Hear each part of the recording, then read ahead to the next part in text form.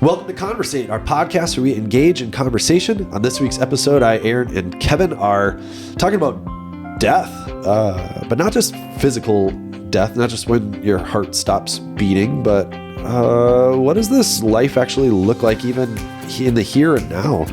What choices do we make that align us to God's will, where we actually get to experience a life that's full and peaceful and purposeful? Well, that's this conversation's aim, and so listen closely. And as always, our goal is that you'll hear us speak about something that will encourage you to start another spiritual conversation with somebody else. As always, we hope you enjoy it. Hey, buddy. What's up, dude? Sup? Sup with the whack? Saw, dude. Huh? I gotta snooze my alarm to pick up my son. He's not here today. Okay. Yeah. He's already home. What am I, my son's keeper? Yeah. Forever. Yes. Are you? Well, I don't know. You never stop being a dad. I guess that's the point. Until you're dead. Exactly. Quick transition. That's true. That's true. Well, I don't know. Yeah. That's too deep. That's too deep, too quick. Let's talk about something else. Okay. Tell me about the weather? Sure. Tell me about the weather. That's what I was going to say. Yeah, it's pretty nice in Phoenix, Arizona this time of year. I bet. I was just there. Yeah. How was it? It was good, man. This, so it was at the Best Practices for Ministry conference. And yeah, you and I, did we go the last 2 years, 3 years, 4 years together? Maybe 4 years. I think Okay. because I didn't have it in 21, which was my first year here, but I've gone every other year since. So 22, 23, 24. Yeah. And I think we've always gone together. Yeah.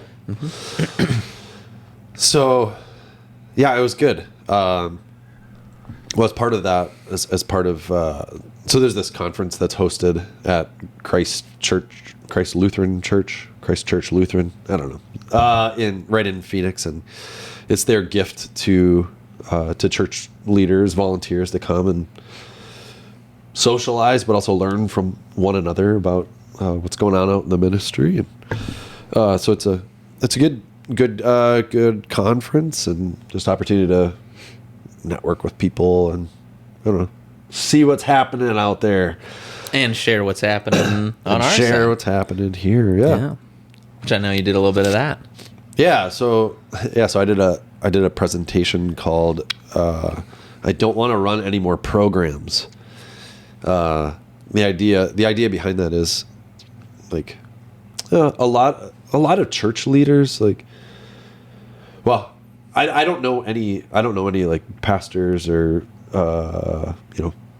professional church workers that got into professional church work because they love to manage budgets and schedules and volunteers and that kind of stuff. Like most people get into church work because they love Jesus and telling people about Jesus. And somewhere along the way, a lot of times that gets muddied as you just deal with, like, I don't know, the busyness of kind of programmatic, institutional, organizational leadership, and kind of not that you fall away from that first love, but it sort of gets mixed up in there. Harder to weave into the practicalities of administration. Yeah, well, I think a similar thing happens just in family life in general too. Like how often I talk to people, about how life's going with their family. They're like, man, we're just so busy, Just like managing schedules. Yeah, running this kid to that thing, programs. to this thing, to that. Yeah. And it's like we just have, we don't have time to just be, just be a family and enjoy one another. And so it's just it's a balance, a priority type thing, and a evaluation of, like, why are we doing what we're doing? Asking that question. So when it comes to the church, I'm under the assumption that why are we doing what we're doing? Well, it's because Jesus said to do this, and to, at a base level, accomplish the Great Commission to make disciples who make disciples of all nations till everyone hears the good news of Jesus. So I kind of worked it backwards to just kind of say that. So how do we do that? And how do we evaluate? I told people, I was like, I'm not telling you go back to your churches and scrap all your programs. Erase everything and be like, we're done. I went to here. this conference. Yeah. Now we must do this. Exactly. Yeah. But more so just like to start asking the question, like, why do we do what we do? And we a lot of times we do it here too. We kind of evaluate our ministries on like a good, better, best level. Like good means we make a difference, and good stuff is still good. So we make a difference by, I don't know. An example I use is like our neighborhood cleanup that we do in the fall. Mm-hmm. So it's raking leaves and helping our neighbors out is good. So we make a difference. That's good. Better would be making relationships. So while you're cleaning up the leaves of your neighbors, like, are you actually getting to know them? Mm-hmm. Like, what's their name? What's their story? So that's better.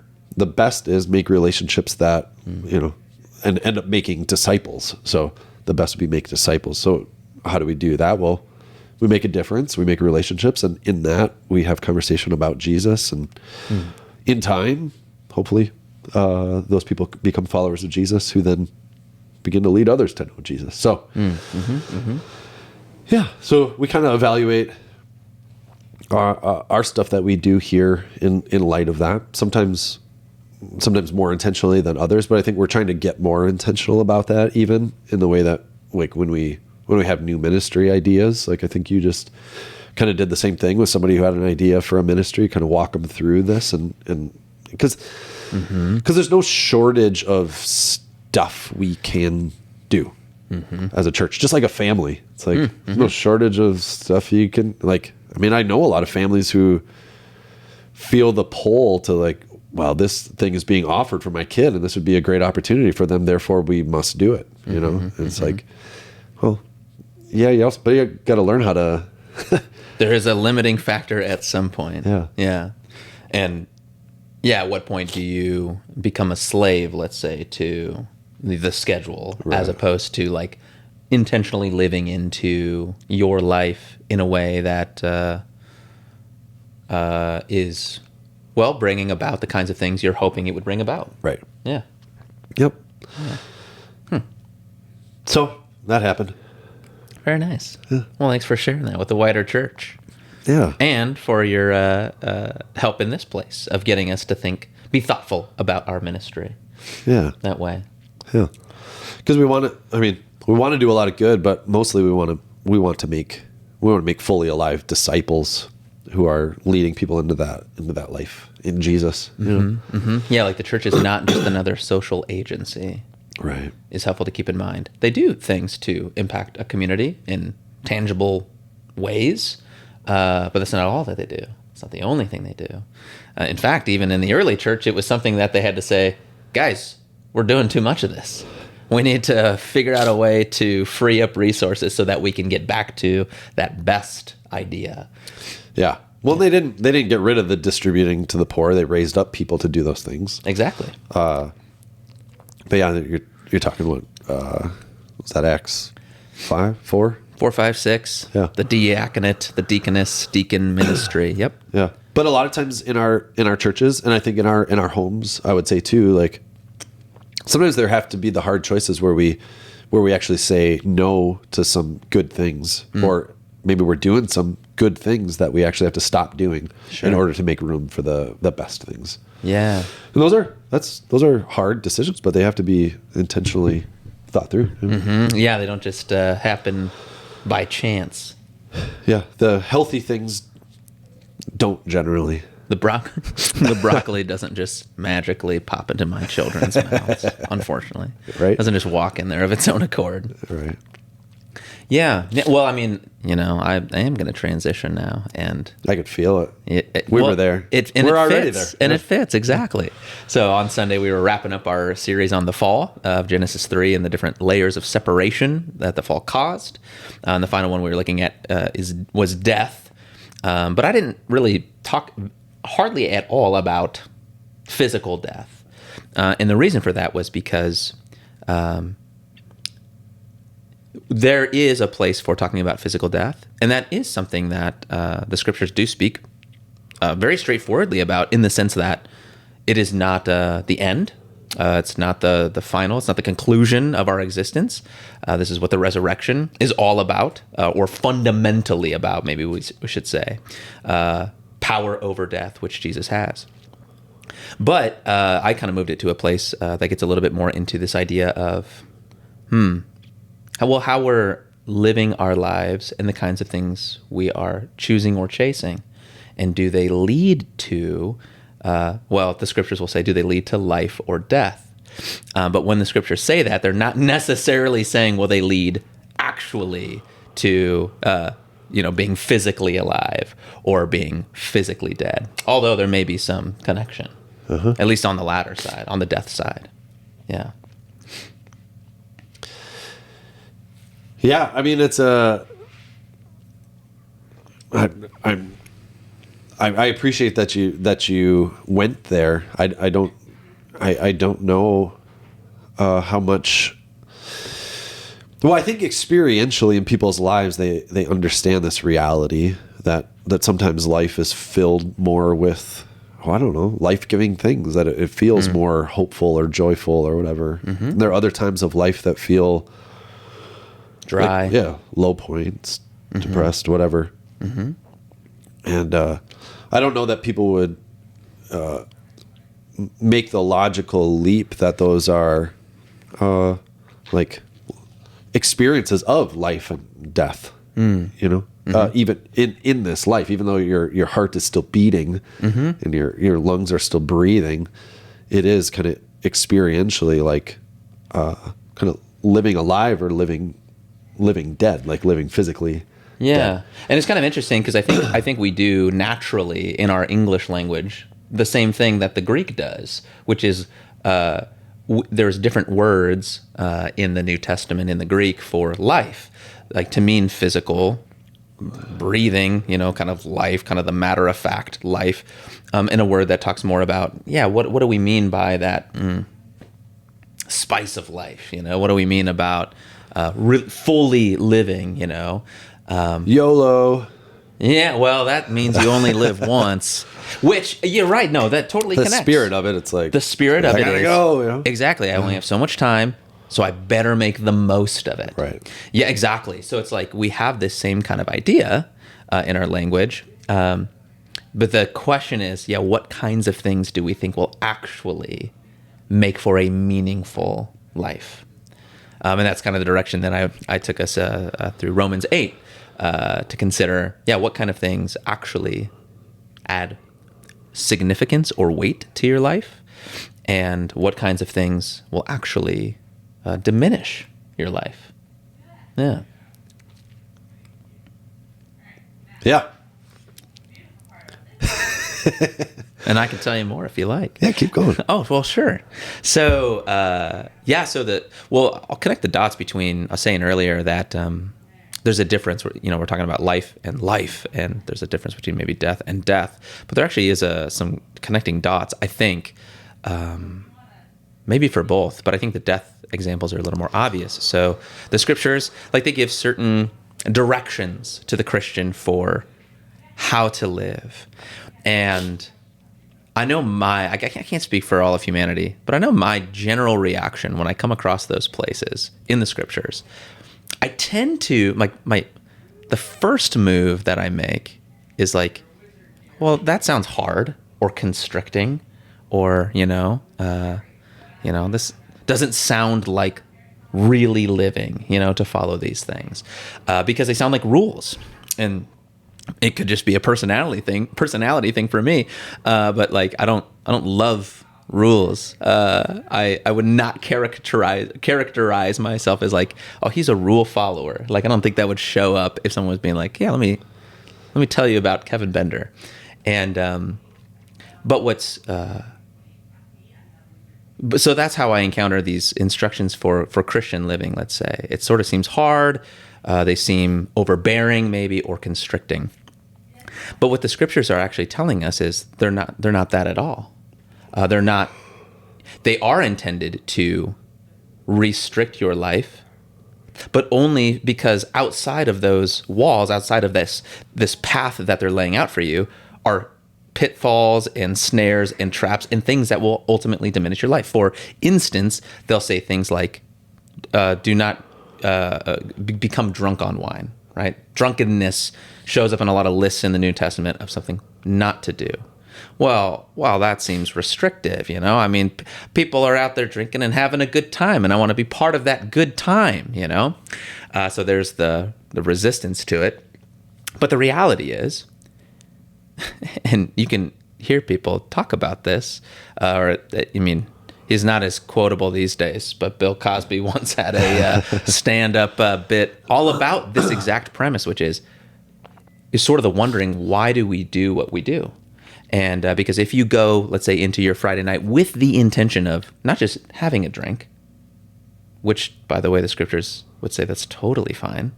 There's nothing restrictive in the scriptures about that.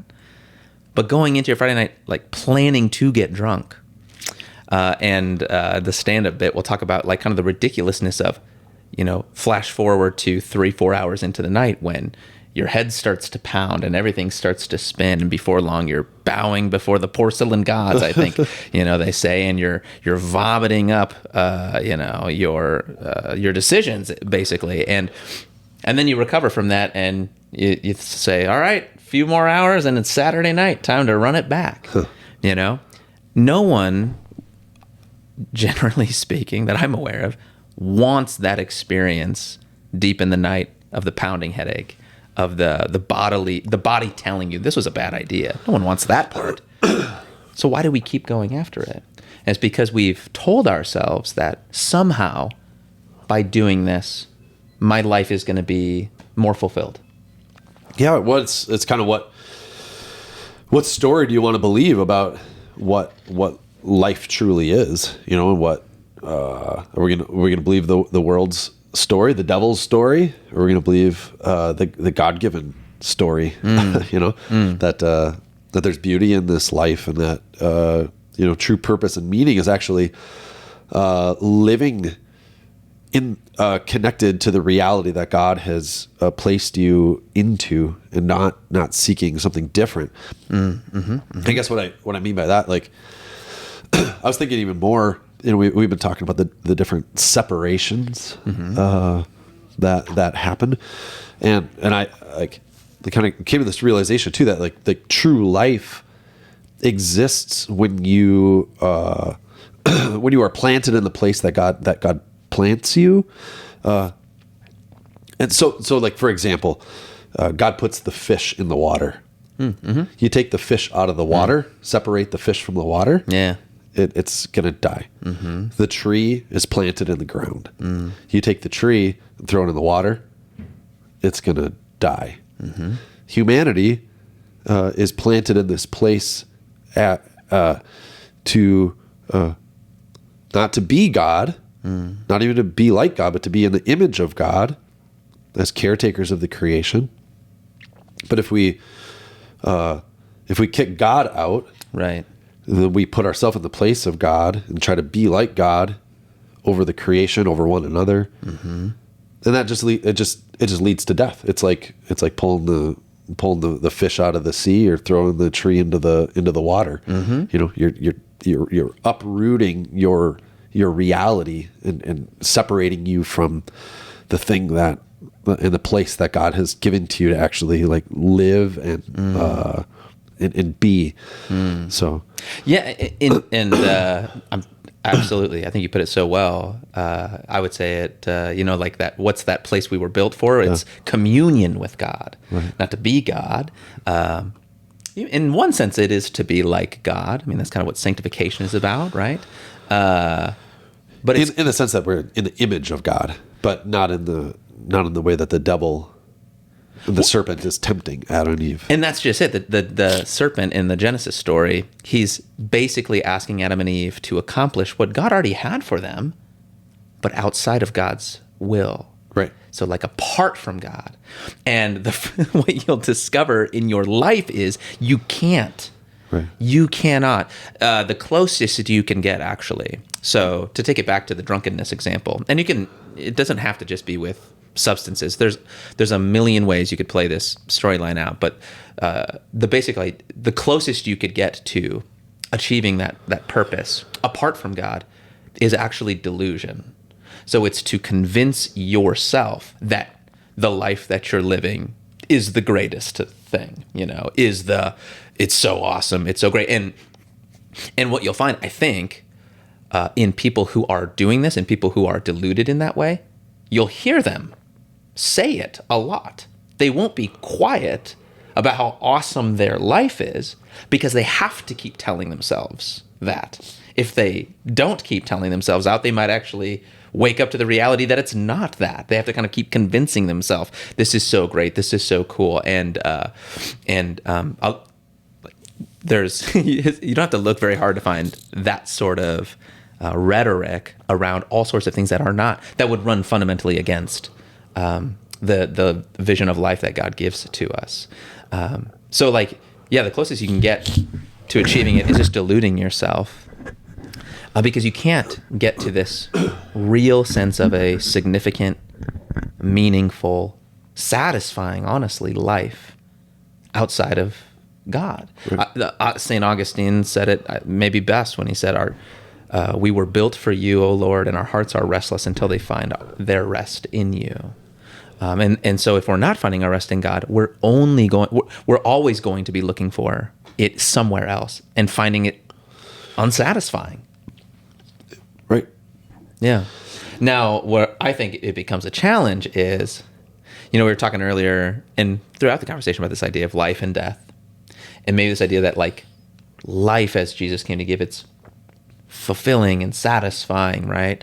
And a life apart from that's sort of unsatisfying in a wasteland, right? And the challenge is, I think, your experience of the life that God has come to give you may not always feel the most invigorating. Well, yeah. Well, especially if you're comparing it.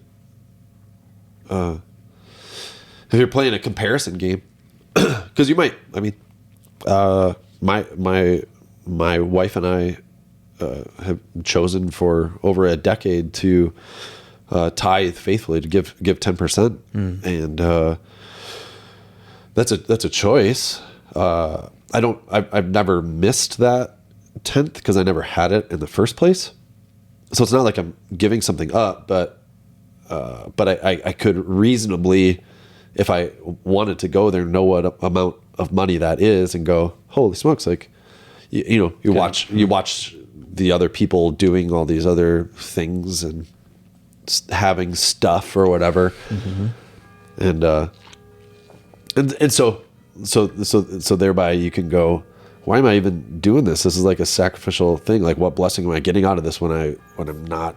I could have that and I don't. But I think what you find is that the words of Jesus are true, that whoever loses his life for my sake will find it.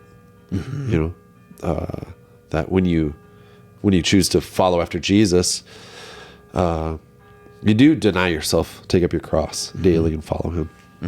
I was reading in my devotions this morning in Mark 10, I think it was, in Mark's gospel, the rich young ruler who basically tells Jesus, hey, what do I need to do to be in the kingdom? I do all these things. I follow the commandments. And Jesus says, yeah, great job. It's just one thing lacking. Just sell everything you have and give it to the poor. He leaves. Just a little something. Yeah. And he leaves disappointed,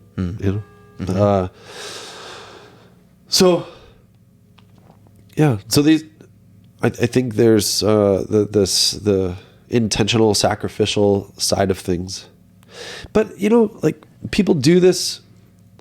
People make these kinds of decisions for all kinds of different reasons too, like sacrifices. You think about like professional athletes or whatever who keep a strict diet and exercise routine and stuff. It's like that they're sacrificing lots of stuff. Like they're intentionally dying to those other opportunities in order to find their life purpose here, right? So yeah, it's an aspect of freedom we often miss in like our American context. We tend to focus on freedom from a negative aspect, which is freedom means you can't make me do this, that, or the other thing, versus this idea of freedom. It still is a freedom to move in a direction, but it's not a given thing that you can do it without those restrictions, right? You become, so the examples I've always, well, the athletic example is a great one. I am not free to do a triple backflip, jumping off a huge ramp at the Jibba Jabba, right? Shaun White is. He's free to do that. Was Shaun White here? I don't know. Probably not. But cool. He's the only snowboarder right now. Yeah.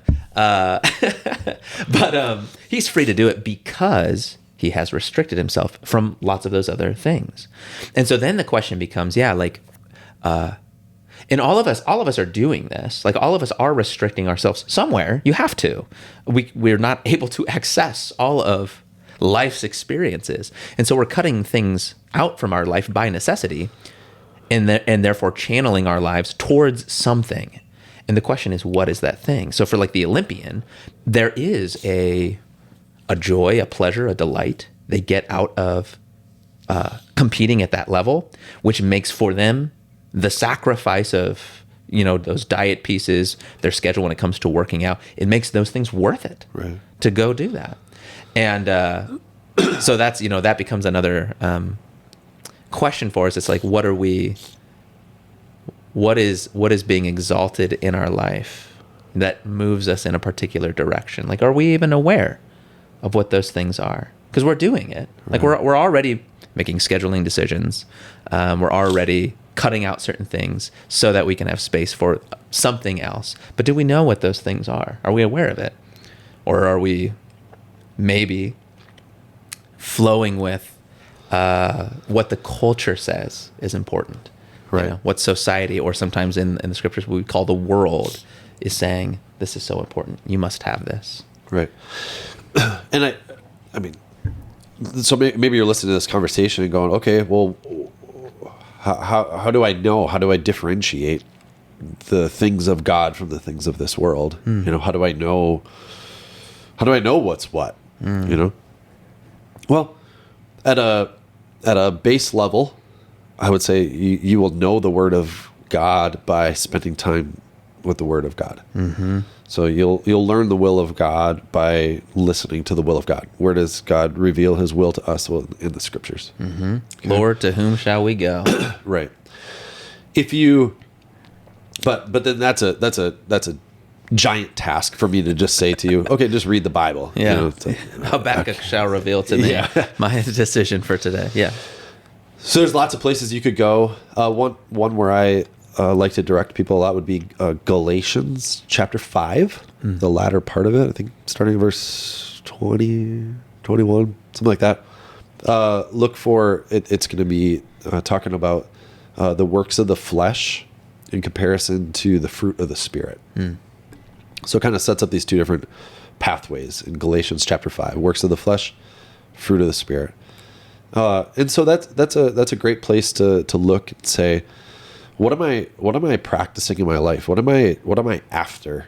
Right? Am I after sexual immorality, idolatry, fits of anger, jealousy, envy, dissension, division? And I think even helpful to ask, like, even don't restrict it just to, am I after these specific qualities? But when I go after whatever it is I'm going after, do I notice myself exhibiting these qualities? Fair. Right? Yeah, fair. Because these are because you see what I'm saying? Yeah, money, right? So money is a thing. So is money going to drive me to envy and jealousy, or to love and joy and peace and patience and kindness and goodness? And generosity even. Yeah, exactly. Yeah, that's fair. And so it's talking about like it's like if we're in the Spirit, then let us walk in step with the Spirit.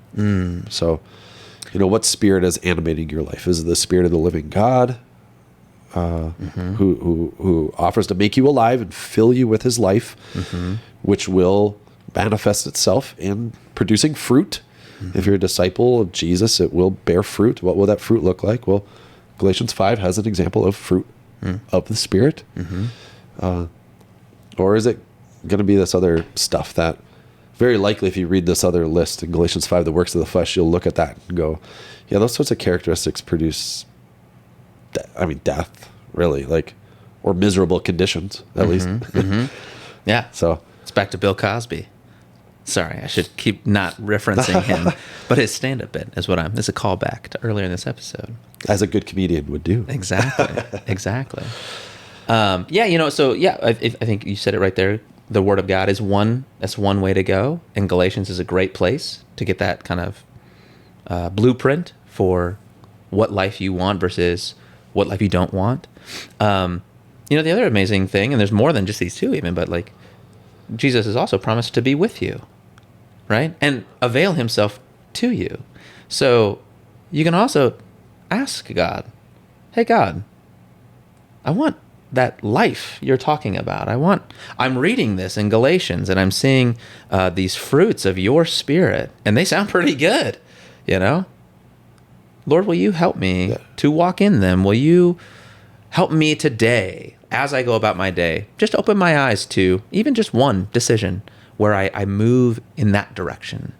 So the promise of God to you is that he's walking with you. He's given you his Spirit. And so there's a relationship there that you have. But it's not as it's not as evidently clear as like sitting on this couch with you and talking to you. Like the Holy Spirit doesn't take on some sort of form and sit in an armchair across from me and then I have a dialogue. But we are given a way to dialogue, and it's called prayer. And I know multiple people who, have been stuck in repeated behavior, whether it be drunkenness or pornography or whatever, and have really actually either felt God calling out to them or they've called out to God and experienced like a real presence of him being there, Right. And so he's there. He's always there, not just when things are good, but even at the bottom, As he will be with you, even when physical death comes. And we didn't even go there in this conversation, but this is the thing, is that Jesus is Lord even over death itself. So when Jesus says, I'm with you always to the very end of the age, he is. He's with you now. He will be with you at the point where you physically die and your body goes into the ground, but he's also going to be with you in the resurrection from the dead. He'll raise you from the dead, resurrect your body. And so this is the amazing thing, is like we're never going to be without Jesus. And even for your loved ones who have died in the flesh before you, like also they're with Jesus now, and you're with Jesus now. And so we're actually we're not far away from one another, like the communion of saints, right? This cloud of witnesses that has gone before us. Anyway, Jesus is with you. He's with you. His word is calling out to you. He will guide you with his Spirit. And he wants you to have life, right? John 10 says that the thief has come to steal, kill, and destroy. Yep. But I've come that you may have life and have it to the full.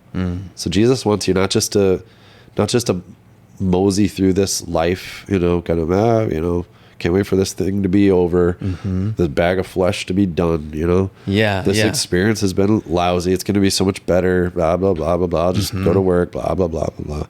No. He's come to animate your life, that you may have life to the full. Yes, especially if you're a Christian. That cannot be our demeanor towards the life we've been given here, now, presently, on earth. Right. It just does not comport with what Jesus came to do and is doing. And so if that is part of your experience, well, that's something that you want to bring to the table and bring to other believers as well, and be encouraged towards this way of life that Jesus has come to give us and bring us, because, it's just, I suppose it would be a shame, right? And I feel bad even saying that, because like for all of us, none of us are going to do this perfectly. There's always going to be opportunities we've missed, and so we don't want to just be regretting everything either. But if our notion with our faith is that it really only counts in the end, there's so much that we're missing out on in the present that Jesus has promised to give us and to bring us. And so that's, I think, when I think of these things, that's my heart end is wanting to help you tap into what is available for you now. Yep. That's why our mission here at the church is to help you live alive in Christ. There it is. All right. Okay. Appreciate it, brother. All right. Good stuff, buddy. Peace. See ya.